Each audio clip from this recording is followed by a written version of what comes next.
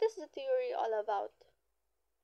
Sigmund Freud's psychosexual development theory explains how a person's personality develops through childhood.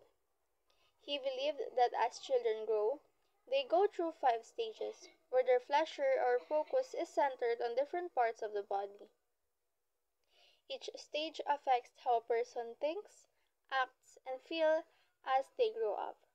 If someone does not pass through a stage properly, they might develop problems called fixations in the future.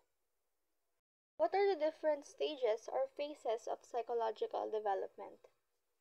Sigmund Freud's theory of psychosexual development proposes that personality develops through 5 distinct stages, each characterized by a specific erogenous zone, area of the body providing pleasure, and a central conflict that must be resolved for healthy psychological development. Failure to resolve these conflicts can lead to fixation, where characteristics of that stage persist into adulthood.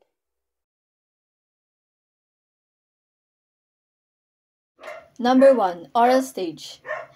Freud's oral stage, birth to 18 months, is the first psychosexual stage, where an infant's primary source of pleasure and satisfaction comes from oral activities such as sucking, biting, and chewing. The mouth is the primary erogenous zone, providing intense sensual pleasure. Example is, babies in the oral stage frequently put objects in their mouths or strongly desire breastfeeding or pacifiers. These actions are not solely for nourishment but also for exploring and experiencing oral sensations. The intensity and frequency of these behaviors differ among infants. Number 2 is the anal stage.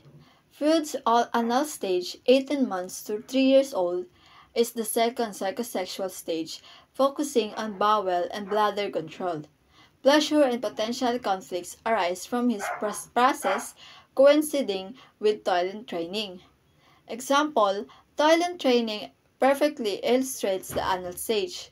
A child's experience learning to control bowel movements influenced by parental methods, strict or lenient, and the child's success or failure significantly shapes personality development according to Freud.